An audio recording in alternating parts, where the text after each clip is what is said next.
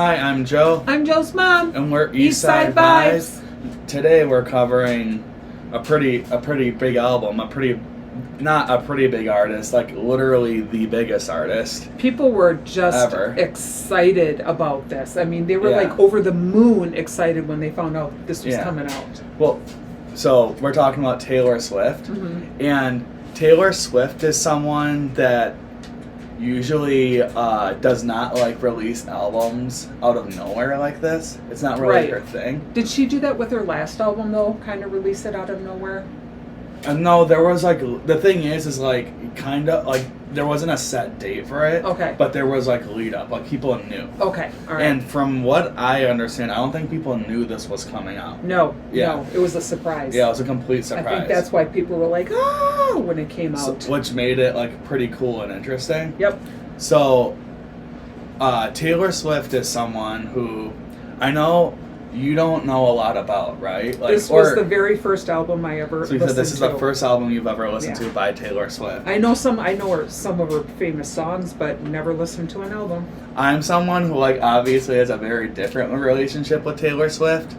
So you probably wouldn't expect like me, based on like what I say I listen to, like maybe on this channel, for me to like be into Taylor Swift. Mm-hmm. But, I know you're wearing a Swiftie shirt. Yeah, I just realized that. Yeah, I was gonna wonder if you noticed that. Yeah, I just realized it. Yeah, but Taylor Swift, I can literally remember the first time. This is like a memory of the first time I ever heard of her. The first time I heard her music. Okay. I think she would have been like 16. I was like in like 6th or 7th grade. Was it that country kind of ish music she was doing? her first big song. Okay, I know what it is. I can't think about it. I don't remember the name. It's the I'm blanking. It's the one in the one where she's talking about like driving, sitting shotgun. Yeah. I'm blanking on the name of the song. I know, same here, but I can like hear it in my head, the melody. But anyway, I can remember like seeing her music videos, and there was a couple other songs that went, like Tim McGraw was another song. Yep. I know that was very popular off the album. Right. I can remember the first time I heard of her. There was like, it's a specific thing. Like I got home from like a basketball practice, and our dad had like left to like go do something, and I was just like home alone, like watching MTV and like eating like Hot Pockets, and I can remember seeing her. This is like the first time I heard of Taylor Swift, like not knowing like who she was going to become. Exactly. And her first few albums, if you were like growing up, if you were my age, there was literally no way you could get away from like the album Taylor Swift or the album Fearless. Right. Like they were unbelievably popular among people my age. And so you were listening to them. So I knew them even though it wasn't necessarily like my music. Okay. I knew you knew the popular songs. You knew all the songs because all the girls listened to all the songs. But when Red came around, that's that did it for you, didn't that's it? her third album. I actually like really enjoyed that album. I kind of love that album, like to this day. What are some popular songs I might know from it? Again, just because I really have never followed her. Well, the song Red, first of all. Okay. But that has like We Are Never Ever Getting Back Together. Oh, okay. And there's like other, here I can like actually like go and like go to Does her it have Spotify. like Shake It Off or stuff like that? No, Shake It Off would have been the next album. Okay. So Red had it had Red. It had I Knew You Were Trouble was on there. 22 is on there. Oh. Yeah. Whenever somebody turns 22, they always get that. Everything Has Changed with Ed Sheeran.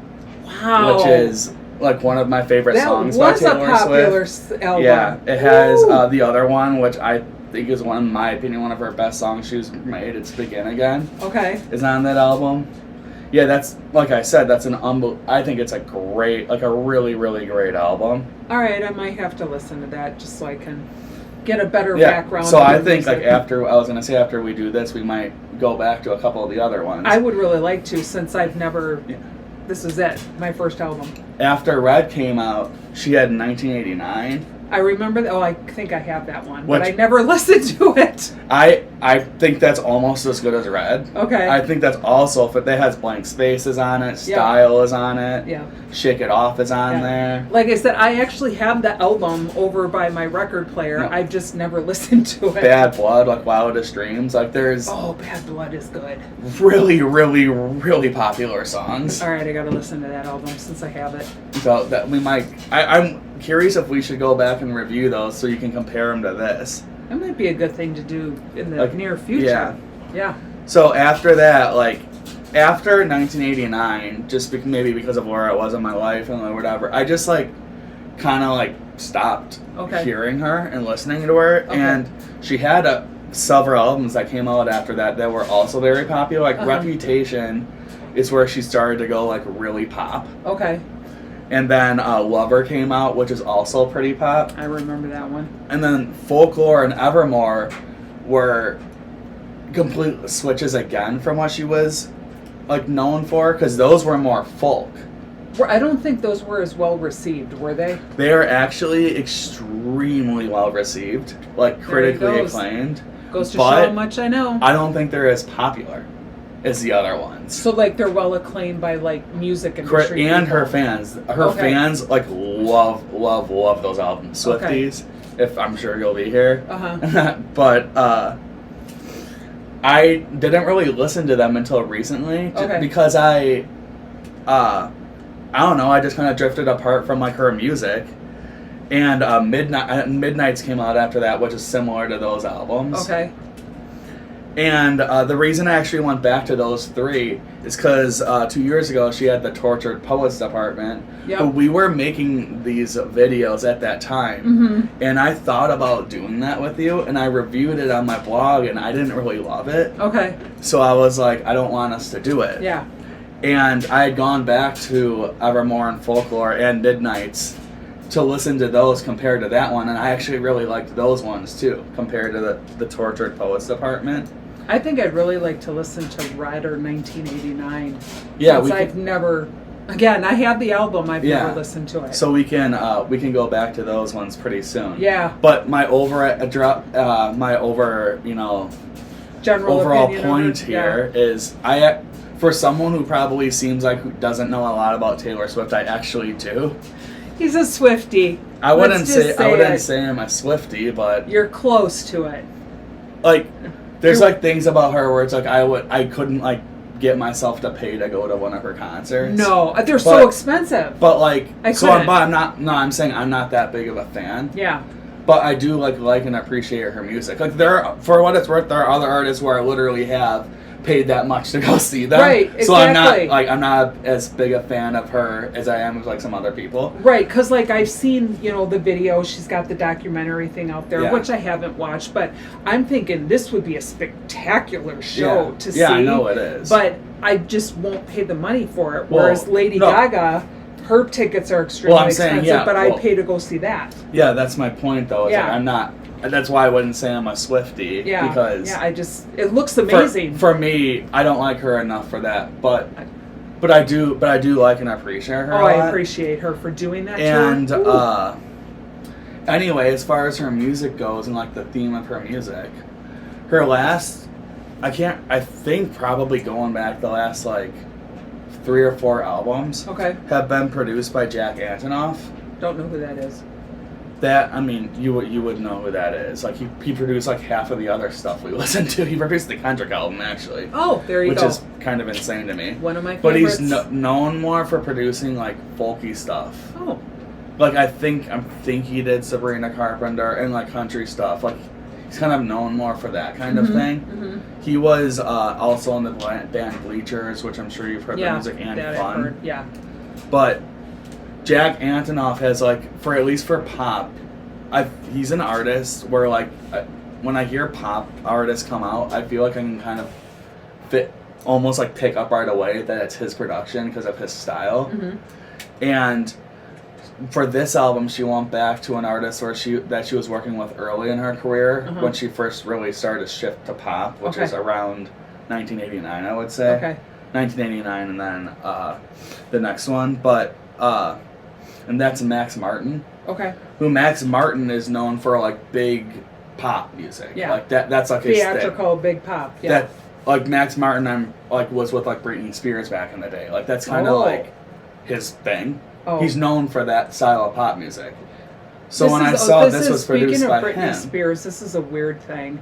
I don't know if it's an AI thing, but did you hear she was coming out with a song No. lately? I was looking at him like, that looks so AI to me. It would be nice if she could, but I digress. Yeah, I digress. I digress because there's a TikTok guy whose name is Greg, and he always goes, I digress. Oh, I've never seen him. I guess he's you're funny. You're he's more a locked in teacher. than I am. He's a teacher. There you go. But yeah. So anyway, when I saw this was produced by Max Martin, like to me that intrigued me because I wasn't as into like the Tortured Poets department. Although I do think Folklore and Evermore are good. Okay. I'm also not as much of like a folk type of person. Like I really appreciate folk music, and there's some folk music that I like, but typically I'm not going to it. Right. Like there's more folk into music in the 70s, like that whole time. Well, I mean, this is definitely inspired by that. Oh, 100%. Well, and there's some of them that I can relate to, like that I like. Yeah. It's never, but I can definitely always have been able to appreciate folk. Yeah. But if me basically, or like judging everything. on based on what we do on this channel, for pop, I'm usually into like faster pop. Yeah, you are. I pick artists that are like kind of like almost like hyper. That's my thing. Yep. But so when I saw this was produced by him, I'm like, oh, that's interesting. Maybe it's going to be like faster and bigger. Yeah.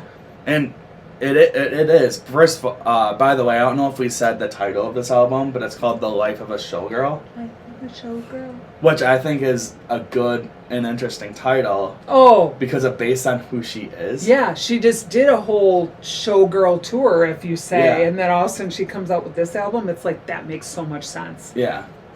But before we talk about like more of an overall thoughts on the album, well, actually, before we get into that, is there anything else you would like to say before we start? So we were talking about kind of like the overall meaning to it, because in my mind, when I heard Life of a Showgirl, I thought it was just going to be about her touring and all the stuff that she does, she's done. But they say, I've read it somewhere, I don't know where, I'm sorry, I can't say the source, but they say that it's actually a story more of telling about, I don't like the word grief, but telling about things she's had to go through to get where she's at. So it's not like it came easy for her. Well, what's funny is like you say that you thought it would be about like the tour side of it, but to me, when I hear the Life of a Showgirl, I would think it's more about like the darker side of like what it actually is. Yeah. Well, that's what good Yeah, that's how I interpreted the title of this. Like I thought this going into this is probably going to be more negative. Than what a lot of her other music, and it is. It is definitely more negative than a lot of her other music. Yeah, it's talking about her really being dismayed with the music industry, and I think that goes back to who did she work with? Justin Bieber? Scooter Braun. With Scooter Braun. I forgot the name of the guy who owned the label. So she had to deal with that, and unfortunately, as a female, she had to work really hard. I think especially from when that happened to her, she had to work super hard to get herself out there away from that. Yeah. And then to also be able to buy back all those albums that she got. She worked her ass off for that. And, she's also talking about, things she's lost, but she's, able to, I guess, reconcile with, and those are probably relationships, I'm assuming, old ex-boyfriends or something. And she's just eventually just accepting the life that she has to be in order to be a showgirl out there. Well, like I said, I would have always interpreted this to be more negative. Yeah. I didn't expect that. Just because of like how I like saw it, and you obviously saw it in a different way. Yeah. But to me, even before listening to anything on here, my like suspicions were warranted for right away because there's a song on here called Elizabeth Taylor, and Elizabeth Taylor might be like one of the people that's like the pinnacle of like that idea. That era, that idea. Well, like that like idea. Marilyn Monroe would be another I was gonna person. say Marilyn, or like Bridget Bardot, or like anyone. Yep. Like that idea. The idea of like being so popular and so sexualized and so scrutinized for everything because you're a famous and strong woman, that it becomes like there's like a negative light on you. Yeah. It's almost like you're so popular and you've done so well for yourself, but then people try to put you down for doing it, and that's what happened. And to like someone could try to say that like how could Taylor Swift to compare herself to someone like Elizabeth Taylor, but I'm like, how would she not compare herself to someone like that? Right. Because we are talking about the amount of criticism she gets, and it's worldwide criticism. It's not just centralized; it's everywhere, and it's like having to just block that out. Yeah, I kind of want to get like more into that idea at the end when we talk about our overall like thoughts on the whole album. Okay. But as we usually do here, if you've never watched this, I'm guessing there's probably going to be some new people here. Yep. Because it's Taylor Swift. Correct. We usually bring up a couple of our favorite songs from the album, then go over like more overall thoughts. Yep. On the whole thing at the end. And we're going to get right into that right away. The first song we picked is My Mom's Choice. Always the number one song. Yeah, it's funny. It's always the first song. I feel like you always pick the first song of every album we do. Yeah. But this song, I don't know if I would have picked it myself, but it's probably going to be the most popular song on here. It's all over TikTok. Yeah. It's everywhere. People are singing it. It's called The Fate of Ophelia. And I'll let you talk about or give your thoughts on it since it was one of your picks. Right. So I'm going to be honest and tell you that as soon as I heard the title, I know, this has to be Hamlet related. And when it comes to like Shakespeare, like I'll just give a small order. Like my favorite is Othello, Hamlet, and Romeo and Juliet. And so like when I heard this one, I'm like, I want to know how she's going to relate herself to Ophelia, because it's such a tragic story. Yeah. And so just kind of to give a background for those of you who don't like Hamlet. So actually you can do that first. Oh, okay. Ophelia is actually a tragic character who was in love with Hamlet, but unfortunately Hamlet wound up killing her father, who was like a nobleman, and she went crazy and wound up drowning herself in a river. Yeah. And go ahead. For what it's worth, actually, I'm not like huge into Shakespeare, but I do really like Romeo and Juliet, and I really like Hamlet. Yep. I also really like A Midsummer's Night. Yep. But you know what? Now that I'm going back, I like looking. Hamlet. Sorry. Like I can remember, we read it in English class when I was in high school, and we watched like more than one film adaptation for it. So I kind of like know a lot about it. Yeah. I read it with my 6th graders. Yeah. And we actually did like a mini play about it per se. But actually, I have to go back. I have to say that I was looking at my thing right now. Just speaking literature, if you like to read, my first one is the Divine Comedy, Dante Alighieri. Yeah. I mean, could you imagine somebody making an album about that? That would be nuts. I'm sure they have. But anyways, so Taylor's version of Ophelia is that she's actually using the character as a reference point for sharing her failed relationships. So like, I was gonna say, I don't know. Did you get that from your own ideas, or did you read that? My own idea. Because I have a different opinion on what it might be about. Okay. I think it might be her relationship with the industry. And maybe that's what past relationships are. Maybe that is, in my mind, that maybe well, that no, is I'm the saying industry. it could also be talking about relationships, but I Which thought she does a lot.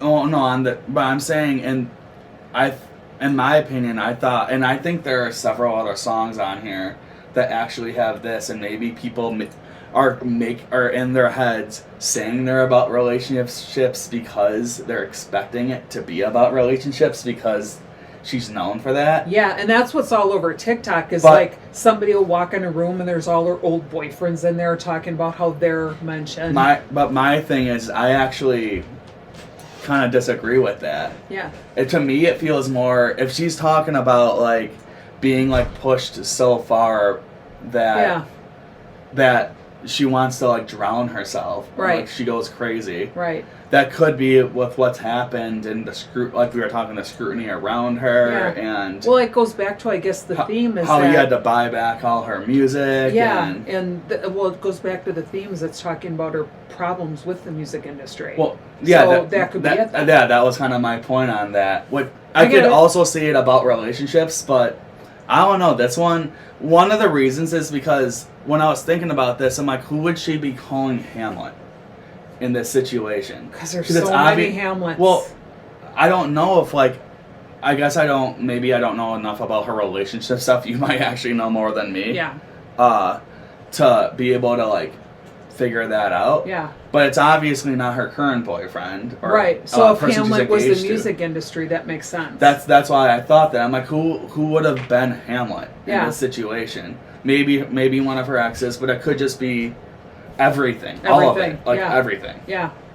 I like that. That's the great thing about music and art. Everybody can have their own perspective on it. Yeah, I know. That's one thing I love about this. I wanted to see like what you were going to say. Because I was like, I don't know. I don't know if that's necessarily about a relationship. Because like I said, I was like, who's Hamlet? Yeah, that's true. That's true. I could see who Hamlet is if it's like...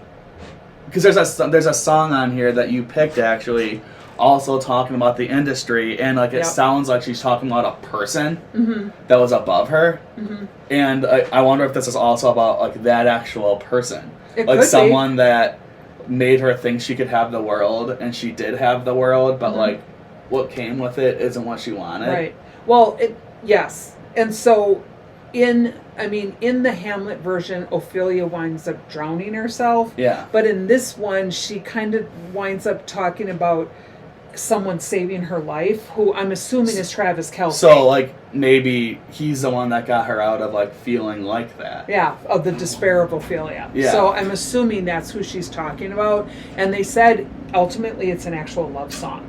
Yeah. You don't, realize to the end, at the end of him, it being about him, yes. Right. And so some lyrics are... sorry, I gotta sing it. And if you never come for me, I might have drowned in melancholy. Oh man, my voice is so... I swore myself to loyalty, me, myself, and I, right before you lit up my sky. So that's definitely about Travis, because she almost drowned in sadness, which can be from the music industry completely. But he came along, and any good guy will come along and try to help you get new perspectives on life. Person or whatever. Yeah, person. It can happen with a friend. Say person. Yeah, exactly. And they try to give you a better perspective, and that's obviously what he did for her. Yeah. So that's my take on Life of Ophelia, but I like your take as well. Yeah. Yep. So that was long-winded. That's the first very song. Very long-winded on the first song. The Fate of Ophelia. Yep. The next song we picked is Opalite. I like the poppiness of that song. So, I think this, when I first heard this, I was like, oh, I could see this being someone like Olivia Rodrigo making something like this, and then in my head I'm like, oh, well, Olivia Rodrigo says that her biggest inspiration is Taylor Swift, so it kind of comes back full circle. Right. Like you said, Opalite might be the most poppy, uppity I think song that's on this going to be the record. second. I think that really is going to be the second. It probably will end up being this is a song I could imagine hearing being out somewhere or whatever. Oh yeah, you won't hear Life of Ophelia out there, or The Fate of Ophelia. I could see that. That's the other one I could maybe see, because it's also a more upbeat. Oh, like in a dance club or something? Well, maybe not a dance club. But out there listening? Yeah, I just could definitely see Opalite. Yeah, the mall. Right. And I have to tell you, so I liked the title of Opalite because it automatically drew me to opals and those kind of things. No, it's literally about opalite. Yeah. So what is opalite? The stone. Oh, that's what I thought. Yeah. That's what I thought. So when I heard it, I kind of thought back in reference to I have all these different because she rings likes that represent stones. It. Yeah, I do like stones that represent. And things. Opalite is I believe it's a man-made one, where most stones aren't man-made. Yeah. But I believe opalite is man-made, and it's very clear. Yeah, it starts out though. I saw this. I went to a mineral thing. It actually starts off dark like a rock, and they actually grow it in water. And so when you were looking at it, you could then see some of the rocks were fading away, and you saw the opal. And I'm like, that's amazing. I did not think that's where an opal came from. And she's she like says you light up the sky like opalite. So I guess that also like plays into how opalite, the stone, is like dark, and but then like the middle of it is lights like up light. the sky. It does, because Yeah. when you see it, you're like, whoa, this is amazing. Yeah. And like, you know, the opalite is a song that's definitely about Travis Kelce, Oh yeah. because she's referring to basically like him kind of like, once again, similar to the fate of Ophelia, like pulling her out of like a sadness. Yep. Whereas that song, to me, like I said, I thought it was more about the industry. This one feels like More about Travis. about a relationship. Okay. Like she was down because of a relationship, Okay. and then he helped her. Mm-hmm. And it's Opalite has like a very like relatable like sentiment in the way where it's like when you meet someone that like you like really connect with. That lights up your sky. Yeah. You're like, I haven't felt this in a while, you know, where you might have even been dating or whatever and been out there and haven't met someone where you're like, holy crap, like this person seems to, Gets me. They get me. They understand. It's not even get me. Like I feel like there can be like a connection. Right. Like it feels, if you believe in spiritual or whatever, like it's more than just someone getting, because you can be with someone that gets you, but like you don't have like that spiritual connection, like that tether. Yeah. And this song, like, to me, kind of refers to that thing where there's something else here. Right. Well, and we talked about the fact that you're thinking about this person all the time. Right. We talked about the fact that, and I don't remember what song it is, but in the song she talks about, might be eldest daughter, that she never thought about marriage, but now she's thinking about getting married, having children, and all that, and that's that connection. Obviously, there's other songs on here that refer to that, but this is like, it's like a tangible like thing. And for what it's, if you're in, not even if you're into like stones and stuff, even when you see something like opalite, it's beautiful. There's no way, I was gonna say, there's no way that you could see that and be like, that's not beautiful. Because it is. It's gorgeous. Yeah. It just has this translucent shine you to it. You like see this thing, yeah. I wonder if her birthday's in October, because opals are the sign of, or the rock of October. I'd be curious to find that out, because then it would make sense that she used opalite. But even if not, beautiful mineral, just beautiful. So yeah, that's opalite. The next one we picked is, you already mentioned it, it's Eldest Daughter. I love this song. You know what's funny, before this we kind of talked about how I'm not like as much into folk stuff. Yeah. And you said you weren't, folky. but this is very folky. The art, I was gonna say, the artists that we've done that were more folky, you loved. So I was like, what? Like Billie Eilish. Oh God, I love Billie Eilish. Exactly. You consider her folky? Yeah. Okay. Definitely. They refer to it as like bedroom pop, but I don't folk. It's definitely inspired by folk. Yeah, I know she has that one song, and I don't remember what the name of it is, but I have it on my playlist. This has a Billie Eilish feeling to me. Oh, definitely. So this Billie Eilish song, when it comes I think on, is also very inspired by Taylor Swift. Right. For what it's worth. Right. So I sing that Billie Eilish song like out loud in the car, because there's this powerful. I'll probably wind up singing this song and the Fate of Ophelia. I can't get away from that one. So they're actually and this was actually from something to do with Taylor Swift. This was like from a website relating to about Taylor Swift. There actually is a term called eldest daughter syndrome, though it's not it's not like an actual like issue in like the medical world. Yeah. It's just kind of out there, and it's basically an informal way of describing patterns and behaviors as an eldest daughter. And she actually is the eldest daughter in her family. She's the oldest child, and then she's got a brother who's younger than her. So like I'm the oldest in my family. I see this with you. I could like, there's things about this that I can relate to, but also I'm not a woman. And I think there's like another element to that, like, and they talk about that in the song. Being a girl and being the oldest, because that's a little different. And so they talk about the fact that you're supposed to be strong, but you're not at the same time. Right, like she, like as a female, I would say the majority of females, we feel that we're like the caretakers. Yeah. You know, we have to make sure everything's going okay, not only, you know, with ourselves, but our family. And so in this song, she's talking about that she has to be the caretaker, first of all, for her brother Austin, who I didn't realize was an actor, and, you know, for her family as well. Like her mom has been ill and, and all I was that gonna stuff. say, like, Her I'm dad sure her too. parents, Yeah. they're old, I'm assuming. Yeah, her mom has had, I think, cancer twice. Her dad just dealt with something as well. Yeah. So again, being that eldest that's daughter, also something you have where that. People talk about her, like, you don't, like, people don't, like, talk about the fact No. that her parents have had cancer. Yeah, You know? Yeah, I mean, it's. I imagine it's that having that on everything else. Right, because I remember when she was in the midst of this tour, they found out that her mom had cancer again. Yeah. You know, and her mom comes to almost every concert of hers. It's amazing. Yeah, I think her mom is, like, at all the Kansas City football games, I'm pretty sure. Yeah, I think she is. Yeah, she's a very supportive mom, that's for sure. So they're saying that, you know, there's, like we just talked about, you have higher expectations when you're the firstborn, which he does. Because, I mean, I'll be honest with you, even though my boys are a year and 13 days apart, being the oldest, we did put more expectations on you. Yeah, but I don't want to necessarily put myself into this because I'm, to be frank, because I'm not a woman. Right, no, and I think that's where this is different. That's what I'm trying to portray. Right, well, with that statement, they're just basically saying eldest children do have an expectation. Yeah, so but it's different when you're her. Oh yeah, her especially. So she's referring to herself having to front the idea of strength, okay, but also having to do this with little softness in her personality, because if you relate it now to the music industry, okay, she has to be very frank. She can't be that, you know, kind of thing, because she would never be where she is if she was that kind of person.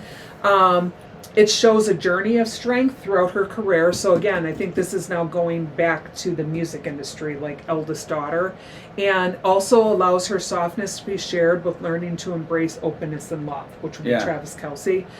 So lyrics that she has are every eldest, and this I think is very Travis Kelce, related to Travis Kelce. Every eldest daughter was the first lamb to slaughter. I would say, well, why? Because of what she said here.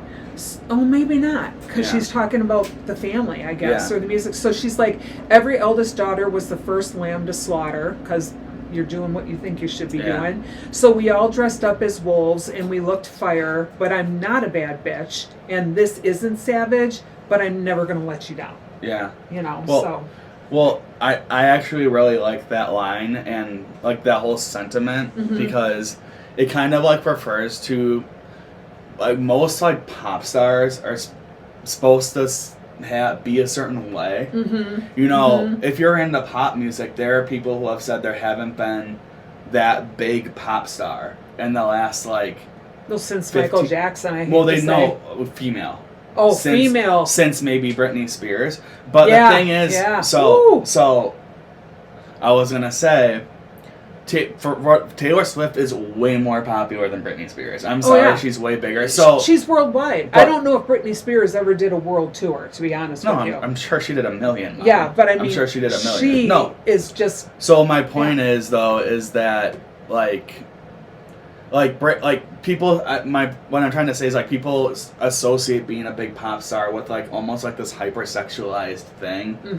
And that's Britney Spears. And for Britney Spears, I don't even know if she necessarily ever wanted that about herself. If you actually, like, look into... I've actually read that. Britney? Yeah. Whatever her first song was, where she came out, like, as a student with all these clothes on, she didn't want to do that. They made her do that. But I think this song and this sentiment is kind of saying, like, she isn't that, and she never was going to be that, and that's not who she is. Right. But... she's as big and as strong and as popular as anyone. And just because I can't be that person doesn't mean I can't be the biggest. Right. That's kind of how I felt about that. Where I love that. Where she's like, no, like, that's not who I am. But my point is, like, you know, you say there hasn't been a pop star like that since Britney Spears, but Taylor Swift is literally a bigger pop star than Britney Spears. Yeah. So even though she's had all these different kind of, like, musical tangents in there. Yeah. And another thing is, like, as far as you go, say with that, You know, pop is like referring to popular music. You Really? know, technically, yeah. What do you think it's called pop? Because it has more of like a when it poppy hype song. Well, I think that it transitioned into that. Because what comes to my mind is NSYNC's Dirty Pop. No, I think it transitioned into that. But even when you were growing up in the 70s, what was pop? It was like rock music. Yeah, it was. Yeah, so we didn't call pop it was pop. Just, it was rock music. Was the no, thing. but I think it was called pop. But that's what pop music was. So like pop music has just been like the most popular thing. And I'm 58 years old, and I just learned that today. Now it turned into like what it is, like this like uppity pop, what you're calling pop. Yeah. But my thing is, in the beginning, what would you have? Pop music wasn't just invented in the 80s. I'm sure they called the Beatles are called pop. Yep. You know, if you actually think about it, they're called pop. Well, when Michael Jackson came, pop. but those were that went back to the Jackson. Even when Michael Jackson started, it was more like funk in the beginning. Yeah, it was. It turned into like what you would associate with pop. Who we would put pop in there. I'm like blanking. Well, Whitney Houston wouldn't be pop. Well, I suppose because it's popular. I think she was. It's popular. I think she was pop. Oh, that's right. Yeah. Oh, I want to dance with somebody. Yeah, you're Well, that's kind of my point. Like, pop was just like, I think it was always referred to like upbeat music. That's what I always thought it meant. Yeah, it was but like back poppy. then, that still would have been rock music at that time. And yeah, but to me, it's like, no, like pop is just the most popular music in my opinion. How is it not? I didn't know that. You could even that's kind of how I feel about it. I Yeah. think you could refer to Beyonce as pop. Oh, 100%. But if 100%. if you say that, then why is she not a pop? You know, because like I would say Beyonce's R&B. That's what I think of her as.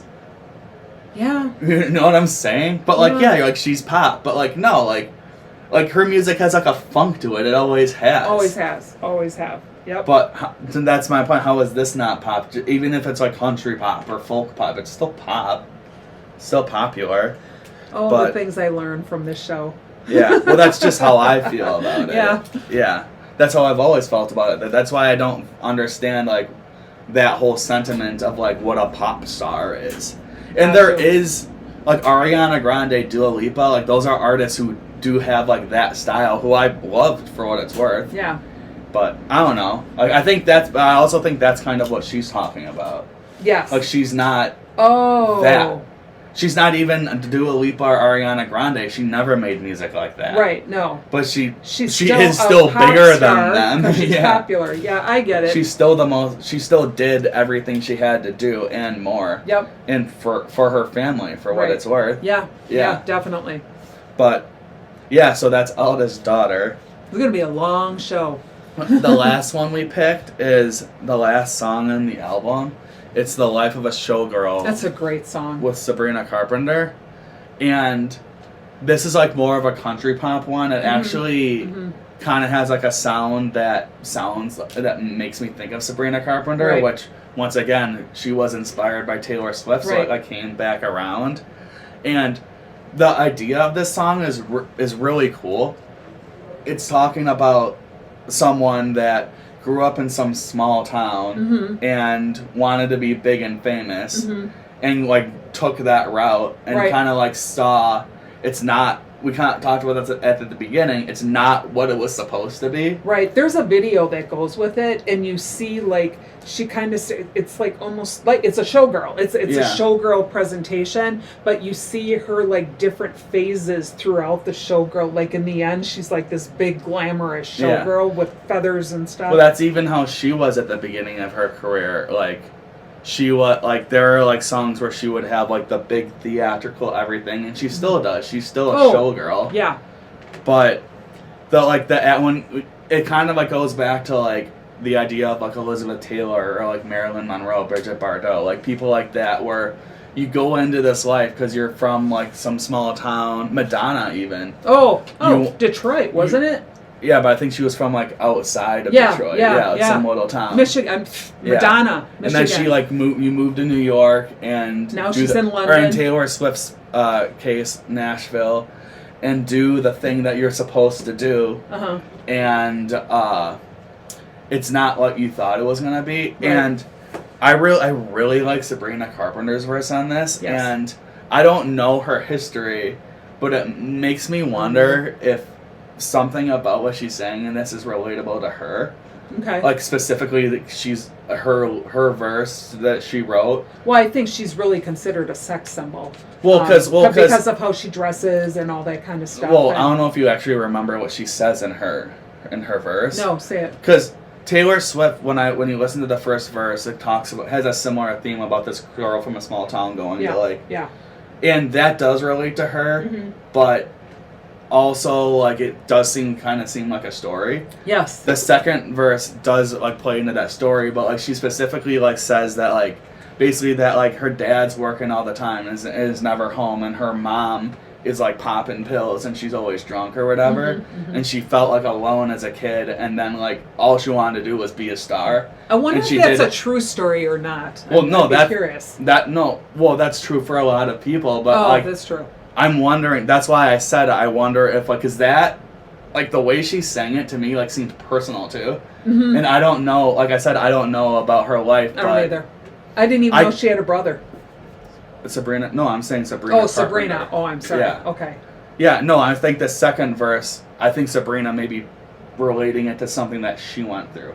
I don't know. Like I said, maybe I'm wrong. I don't know what her parents are like, but I don't know. It seemed interesting where she's like says like this thing, and that is the sentiment of a lot of people where they had that happen. Like parents who just whatever, they were about their own thing, and they wanted out. They wanted a better life. And the kid wanted a better life. Yeah. And they think that like becoming a star will be that better life until you see that like it's way bigger than it's way different than what it's supposed to be. Yeah, that's definitely Eminem. I mean, you look in the background.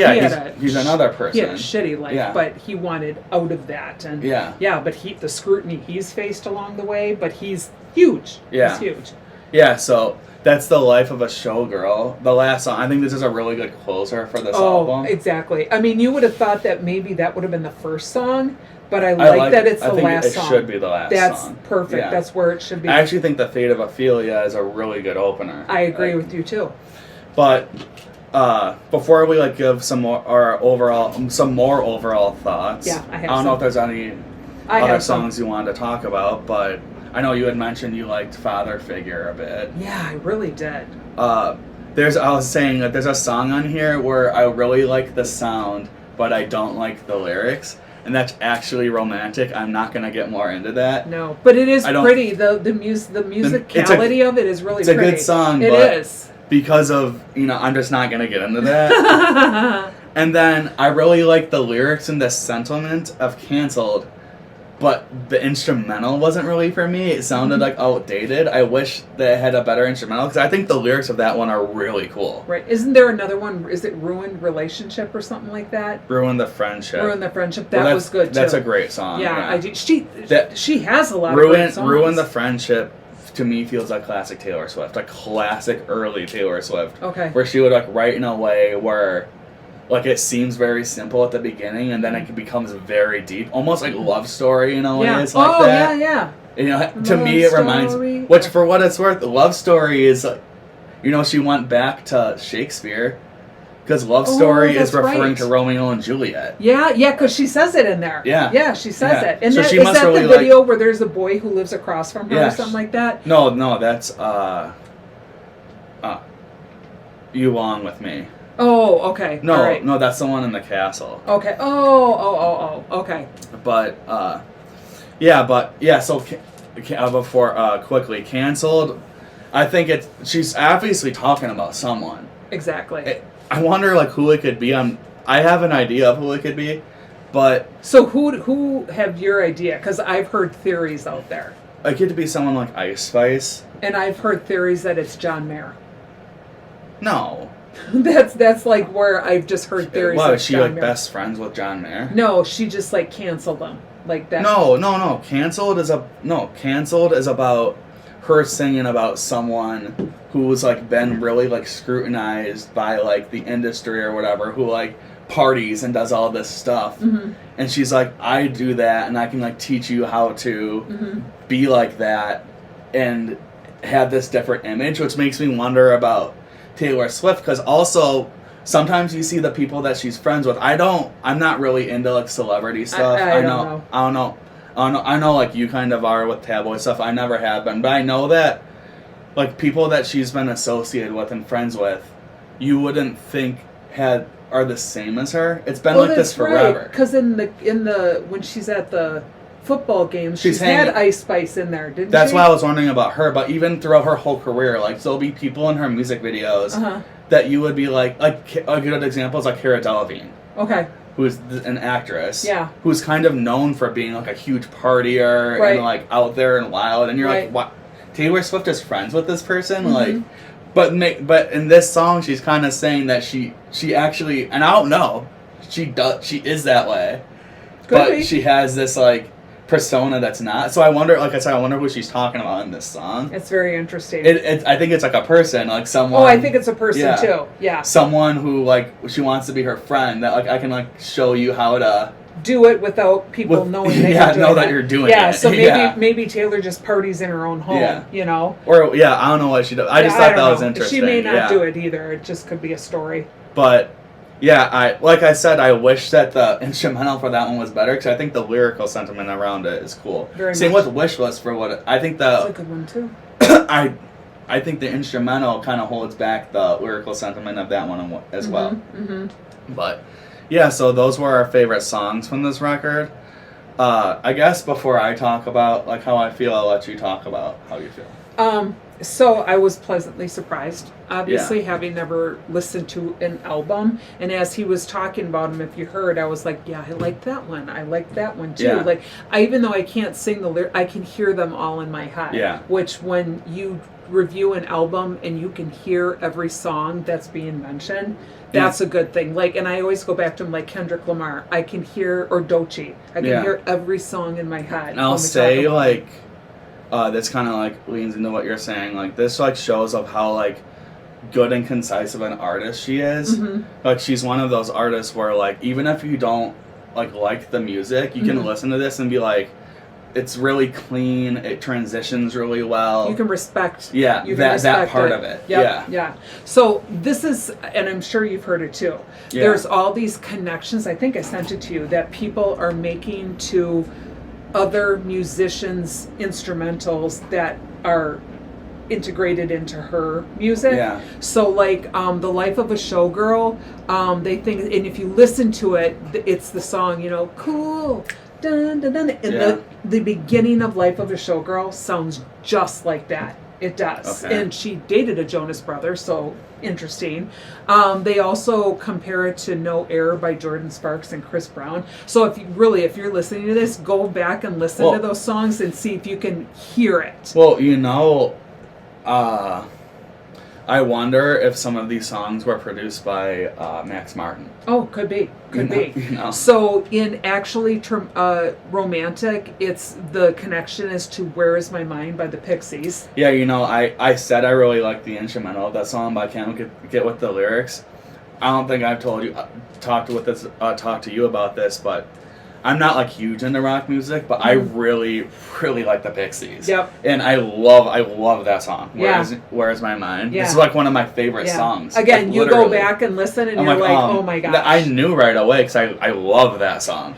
Then Wood, they say, is actually if you listen to it, it's the Jackson's 5, I Want You Back. That's funny. Yeah, it's fun, but you can hear it when you listen to it. And then the last one was Opalite.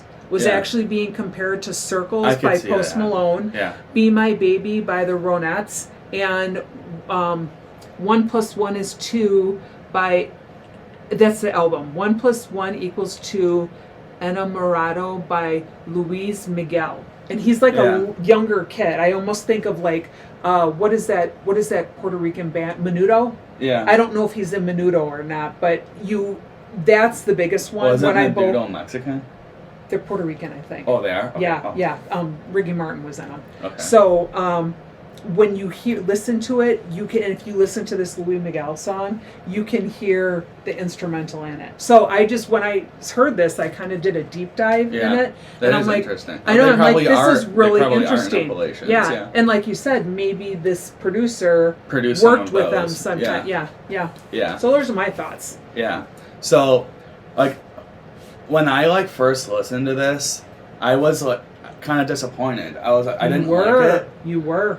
But I wonder if, like, in my head, it's because I was listening to what I was seeing online and how other people were talking about it. Yep. Because the more I listen to it, I'm like, there's a lot of, like, really good stuff on here. Mm-hmm. And one thing that, like, I'll say, like, right away is people will try to criticize someone for songwriting, but I've always thought that Taylor Swift is, like, literally one of the best songwriters. Like, that's why people love her music so much. Right, she writes. She's an unbelievable she obviously, songwriter. I'm sure, has people help her now, but she writes her own music. No, I think for the most part, she's written almost every song everything she's done. She's known for that. I know in her earlier days, they always talked about how she wrote. I've always thought she's an unbelievable. Well, I'm saying just because you don't relate to some of the stuff that she's saying doesn't mean that it's not written incredibly well. These songs are composed well. Like, every song has like a very recognizable and like sticky chorus. Yeah, it's almost every single one. It's almost like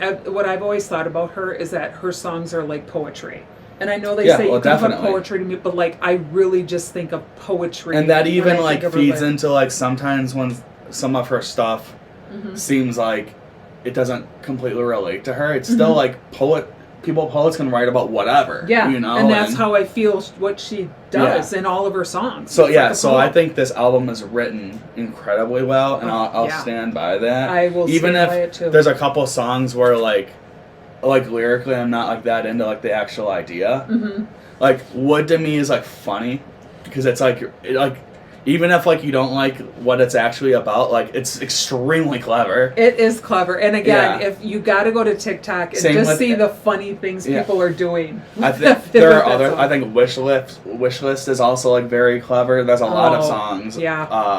Ruin the Friendship. Yep. Father Figure. Yeah. I think one. Yeah, definitely. So, and I appreciate that, like, her bringing out that funniness. Yes. Another thing is, Taylor Swift seems like someone who's, like, copying between that.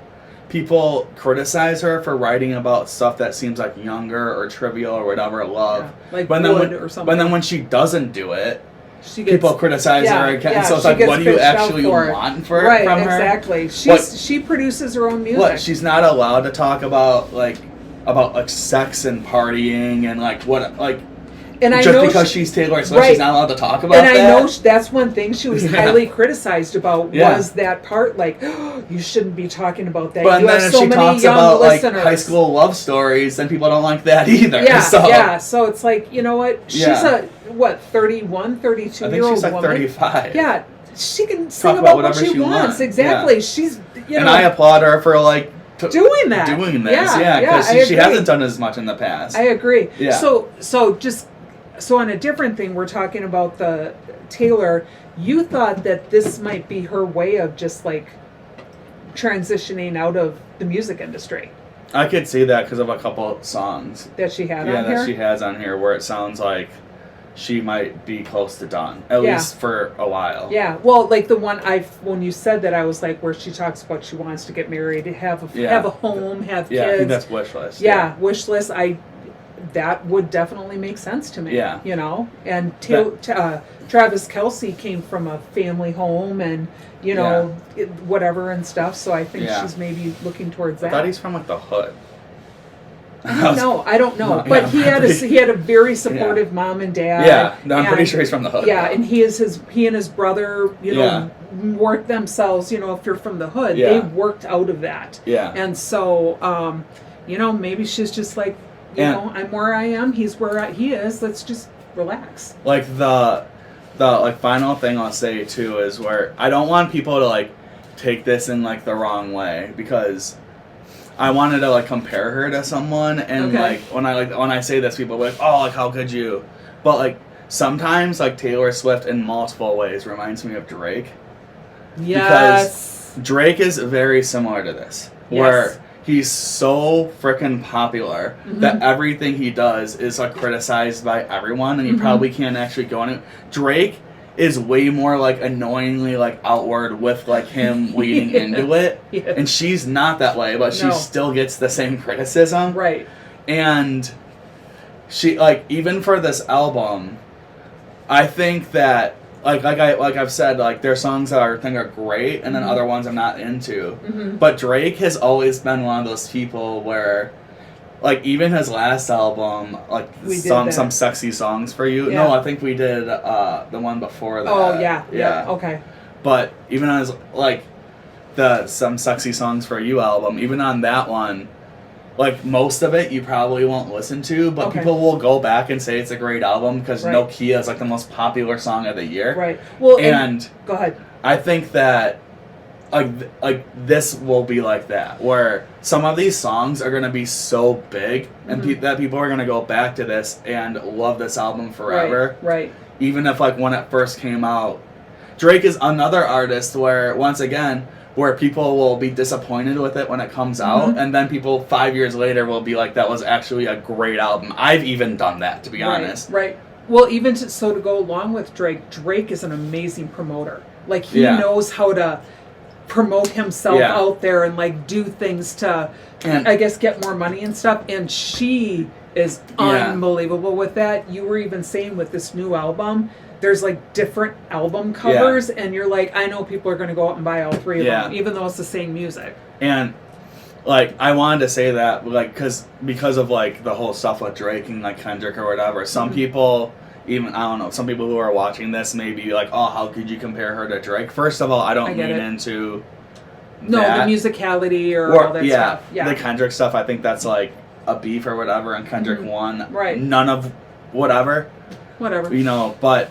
As far as like, even Drake had an album that came out came out after that, and it still has Nokia, like I said, which is like the biggest song of the year. So you know, a lot of times how she is in the industry reminds me of him. Drake is another one. If you look at his stats, like for rap music, like he's like the biggest ever. Isn't he the best? He's like the biggest ever. Like that? Yeah. Just like her being the biggest ever for her music. Yeah. Actually, she's just the biggest ever. You know, so Drake also promotes other musicians, doesn't he? He like.